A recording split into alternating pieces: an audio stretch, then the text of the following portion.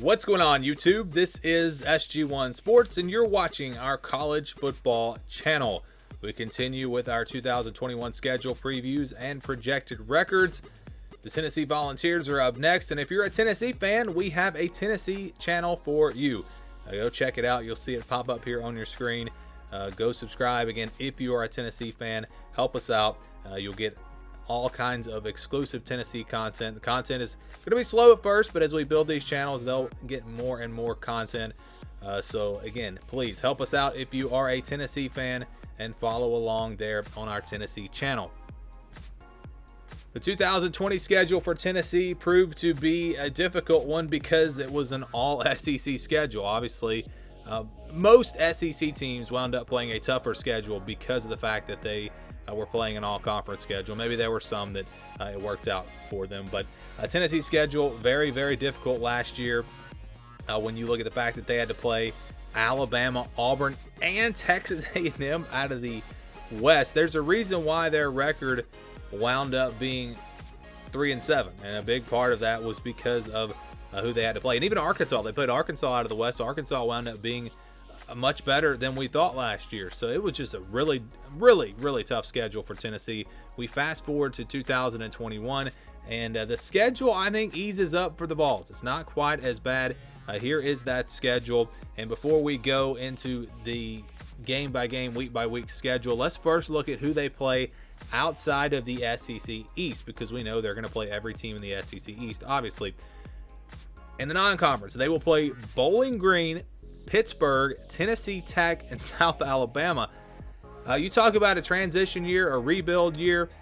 This is who you want to see on your non-conference schedule. Now, Pittsburgh will be a tough game, but other than that, Bowling Green, Tennessee Tech, and South Alabama, I think Tennessee fans will be happy with that.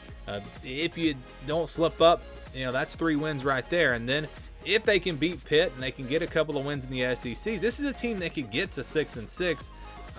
It's not that tough of a schedule, and again, we're going to look at the whole thing in a second. But out of the West, of course, they play Alabama every year, and that's just brutal, having to play the Crimson Tide every single year. I think it's a big reason why Tennessee has not been able to really gain that momentum that they need as a program, because Alabama has been so good, and they have to play them every year. It just kind of puts you behind when you're talking about Florida playing LSU and Georgia playing Auburn. Yeah, LSU and Auburn are good, but they're not doing what Alabama's doing every single year. So that's always tough. And then Ole Miss is going to be a tough matchup this year. Ole Miss, I expect to be a top 25 type team. So you don't get a very good draw there. But if you're talking about the SEC West, there really is no good draw, because I think every team in that division is going to be pretty good. I mean, you maybe want to get Mississippi State and Arkansas potentially. Maybe Auburn's down this year. But having to play Alabama obviously makes it very tough. Again, let's go game by game now, and we start with September 4th with Bowling Green. Nice way to start the season off. But then there's week 2, September 11th against Pittsburgh. Pitt's going to be a solid team. They're always a solid team, but they're not going to be a team that's going to overwhelm you. They're not going to be much more, if any more, talented than Tennessee. So that is a winnable game if things come together for this Tennessee team. And then Tennessee Tech after that. So there's a chance this team could start 3-0. But then you get into the SEC schedule, and it gets tough. You play Florida on September 25th on the road, then Missouri on the road on October the 2nd.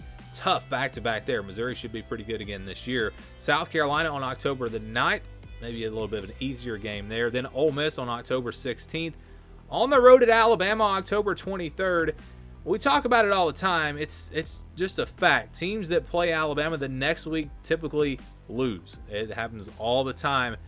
So I think it actually might bode well for Tennessee to have a bye week after Alabama instead of before Alabama. You can recover from that game against the Crimson Tide, and let's be honest here, they're not going to win that game, and try to go down the stretch and maybe win 3 out of 4. It could happen. But that game against Kentucky is going to be tough on November 6th. Then they'll play Georgia November 13th, another game I don't really see them having much of a chance in. South Alabama there on November 20th, a winnable game. And then Vanderbilt to close it out November 27th, another winnable game. So there are winnable games on this schedule, but it's going to be pretty tough for Tennessee. When you look at the schedule overall, again, the non-conference, not all that tough. But what's interesting is the fact that you've got back-to-back road games twice, and those are the only road games on the schedule. We got Florida, Missouri, back-to-back. Alabama, Kentucky, back-to-back road games. Even though there is a bye week between there, everything else is at home. So they do have 8 games at home. That's nice. Plus, you got a non-conference schedule, like I said, that's not too bad. And everything else being at home, if you say, hey, we're just going to lose all those road games, they're too tough. We're going to lose those games, even though Kentucky might be winnable. And then we're not going to beat Georgia. Georgia's just not going to be a win. Just let's face it. If they take care of business at home in the rest of their games, this team could go 7-5. So the schedule, again, sets up pretty well for Tennessee. Will it be enough for them to have a successful season? I don't know, because this program's a disaster right now. But at least the schedule does set up in a way, again, where Tennessee could have some success in 2021. All right, we've shown you the 2021 schedule for Tennessee. Now we're going to project what their record will be based on that schedule. And I want to make it clear that this is not a prediction, not an official prediction. That won't come for many months. This is simply a projection based on this schedule, and we're just kind of basing this off of where the teams finished last year, what they have coming back in 2021, and maybe even looking at some of those head-to-head matchups from last season. So let's get into it here. Last year, again, 3-7 for Tennessee. Very tough year, but it was a tough schedule. This year, there are some easy wins where there were no easy wins for them last year, except maybe Vanderbilt. This is the scale that we'll use to do this projection. If it's in the white, if we keep it in the white, it's a 50-50 game pretty much, 41 to 59%. Less than 10% in the red, 10 to 25% in orange, 26 to 40% in yellow, 60 to 74 in purple, 75 to 90 in blue. If it's more than 90%, then we're going to put it in the green. And for Tennessee, there are just so many question marks. We don't know really what this team is going to be. We know Tennessee is not going to be a great team. We don't know if they're going to be terrible or if they're going to be okay. That's what it comes down to. Josh Heupel coming in, maybe the offense clicks, maybe they're at least explosive on that side of the ball. But just when you look at the overall roster, it's just not there. They lost too much. I mean, they lost over 20 players just in the transfer portal. So we don't expect it to be a great year. But, again, they can compete with a lot of the teams on this schedule. And I do think they get an easy win there with Tennessee Tech. As bad as Tennessee potentially could be, they have no chance of losing to Tennessee Tech. That one's not going to happen. I'm going to give them a win there. And on a normal year, these next games in blue would probably be in green, but you never know. I think Bowling Green and South Alabama are capable group of 5 teams that could potentially play with Tennessee if they are terrible. Remember, just a couple of years ago, they lost to Georgia State, so you never know. And South Alabama, Bowling Green, 2 teams that are not great group of 5 teams, but they're not terrible. I think Tennessee is going to be favored by double digits in these games. They should win, but you never know. So that's why we're going to put them in the blue. And then we go to the other side. Well, actually, we go to the purple now. So do we have any games here where Tennessee is going to be favored by about a touchdown? Games that they will be favored in, but not by a lot. I think you got one. I think that's Vanderbilt. I think Tennessee will be favored against Vandy. Vandy also going through a coaching change. They lost, they didn't lose as much as Tennessee, but they lost some guys. And Tennessee beat them last year 42-17 on the road. This year it is at home, and Tennessee finished ahead of Vanderbilt last year. So I think you can say that Vandy will be a game where Tennessee is favored. But with all the question marks, I don't want to put that in the blue. I really just don't know how much better Tennessee will be. So that's a game where they'll be favored. Only 4 games where I think Tennessee will be a clear favorite. And now we go to the other side of this, the games where they will be a clear underdog. And I'm saying less than 10%. We got 2, Alabama and Georgia. Tennessee is not winning those games. Both teams are going to be top 5 teams this year. Tennessee just will not be able to compete. So I think we can clearly say that they will lose those 2 games. We go now to the orange, and this is kind of where I've struggled with Tennessee.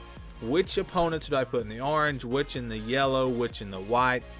It's kind of tough because, again, there are so many question marks with Tennessee. But I'm going to put 2 teams in the orange, Florida and Ole Miss. Florida on the road. I know Florida's losing a lot, but playing that game on the road, it's going to be very tough for Tennessee. Florida's still a much more talented team. And I'm also going to put Ole Miss in here. This is one I really struggle with. I could maybe see them being in the yellow. just because, you know, Ole Miss talent-wise is not going to overwhelm you. But I just look at that offense and how explosive they're going to be and everything they have coming back. I really believe this is a top 25 team this year. Playing at home for Tennessee, maybe they have a chance, but I'm going to say it's a 10 to 25% chance for Tennessee. I really like Ole Miss in that game. Now we look to the yellow, 26 to 40%. These are games where I think Tennessee is going to be about a 7-8 point underdog, about a touchdown underdog. And I think you can give them a couple here. Missouri and Kentucky. I think they will be underdogs, but these are games that Kentucky will have a chance in. I mean, I know they got blown out by Kentucky last year, but that game really didn't indicate where the teams finished the season. Just like with Missouri. I mean, Tennessee beat Missouri last year, but Missouri was clearly the better team by the end of the year. Plus, that game was at Tennessee. This year, it's at Missouri. So I think when you look at where these teams are expected to be this year, where they're expected to be in the SEC, these are clearly games where Tennessee will be an underdog. And then that leaves Pittsburgh and South Carolina. South Carolina, another team with a lot of question marks. I think Tennessee and South Carolina are going to be very similar in 2021, and that is really one that could go either way. That's the swing game.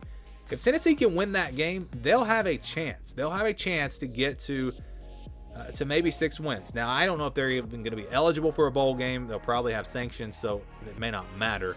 But still, psychologically, it's nice to get to 6-6, to not have a losing record, and that could be the game that determines it.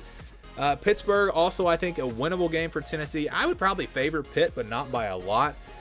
It's a team that does bring back Kenny Pickett, but they weren't great last year, so I think playing at home, Tennessee will have a chance in that game. I think it's close to a 50-50 game, although, again, I think Pitt is probably favored by 3 or 4 points. So when we look at all of this, we get a projection. We count the blue and the green games as wins. We count the red and the orange games as losses. Then we average everything else out.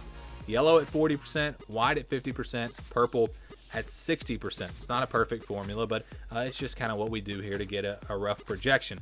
So for Tennessee, when you do that, the projection for this team comes out to 5-7. 5-7 for the Vols. Now, if we change some things around here, because they're close, they're very close to 6-6 with the projection. If we bump Ole Miss into the yellow and say that they will have a chance in that game, the projection goes up to 6-6. If we bump Vandy up to the blue, the projection goes up to 6-6. But at the same time, I think Pittsburgh, you can make an argument for that one to go down in the yellow. Missouri maybe in the orange. So there are a lot of games that could be moved around just a little bit. I think the way we did it is pretty fair.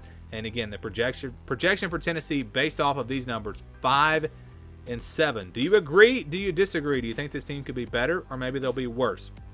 Give me your thoughts down in the comments below, and thank you for watching this video.